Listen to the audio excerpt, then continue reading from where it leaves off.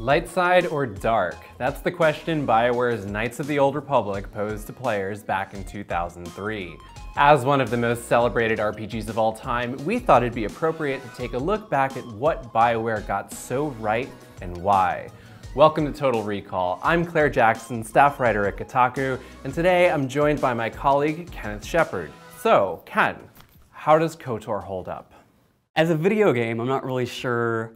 That's very much in the eye of the beholder, but I think as like a moment in Star Wars history, it's kind of fascinating, especially now that we are in this age of Star Wars as being this like Marvel-like universe that Disney is kind of been putting through the assembly line. You know, before all that happened, it was very much before everything was kind of cased in ice, so to speak, where Disney had like very specific rules about what it wanted to do, and this is when Star Wars had an extended universe that has since kind of been shelved, for the lack of a nicer term.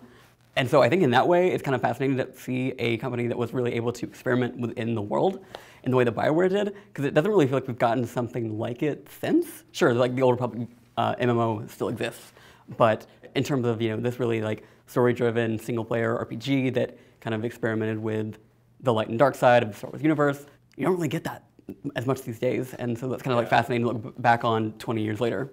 Yeah, Knights of the Old Republic, I think, ruined Star Wars for me because it's set 4,000 years before the films. And, it does have its own story to tell. You have a choice of your character, and you have a whole variety of things that can happen. And the whole mechanic of going down the light side or the dark side, that's all there. That's similar with the films, and it has its own story to tell, but it's removed from the Skywalkers. It's removed from Han Solo and Chewbacca. I mean, it's got a bunch of characters in there that are sort of like, okay, I think that's supposed to be the Yoda of this story, but it felt very kind of personal to me as a player, and so it made Star Wars seem much bigger than just what was in at the time. For me, it was this wonderful way to play with the world of Star Wars, because it's not just a fantasy of wielding lightsabers and fighting stormtroopers. I mean, you do variations of that, but it was so, it's based off of the Star Wars role-playing game, which is itself a kind of adapted version of the 3rd edition of Dungeons & Dragons,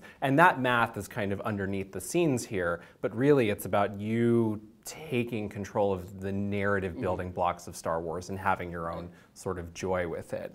What games did Cotor influence? Here we are in 2023. What impact has this had? I think the most like easy direct through line is obviously BioWare's own games, and which that's like the Dominoes meme of like Cotor is basically the long game of us getting to Baldur's Gate 3, just because like it has been so foundational to a lot of what we consider like modern choice-based RPGs. Like obviously Mass Effect is like one of the most easy direct lines you can make. It kind of also put a lot of choice-based RPGs in kind of a rut for a bit because because of the binary nature of Star Wars. Like a lot of games, when they had choices, it was about like, are you going to do the really nice thing of like helping these people out, or are you going to murder all of them and then laugh about it later? What would become the Paragon and Renegade paths in Mass Effect have their roots in the light side and the dark side of the Force. And then even like extended out beyond RPGs, like there's games like Infamous, which had a very much like a very binary moral code that it made you stick to. I think, and just in my experience, the best thing to do in choice-based games is kind of like exist in the middle of those systems, as opposed to just like committing to one or the other. But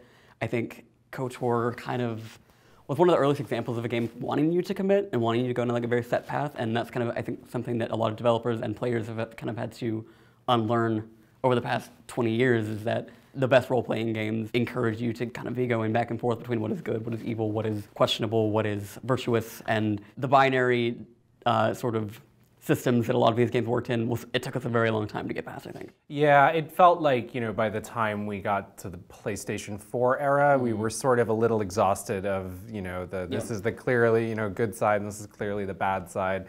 So if you want to play Star Wars Knights of the Old Republic in 2023, you have a few options. Of course, you can go get an original Xbox copy and play it on an original Xbox. There were also a few recent ports. There's one on the Nintendo Switch and also on Android and iOS on their respective app stores. You can also play it on Xbox One and Xbox Series X via backwards compatibility, and it is on Steam. Fair warning about the PC version, it doesn't play terribly nicely with Windows 11, so you're going to have to do some tweaking and possibly download a fan-made patch or two. All right, that'll do it for us today. Thank you, Ken, for chatting with us about all things Knights of the Old Republic. I'm Claire Jackson, and this has been Total Recall.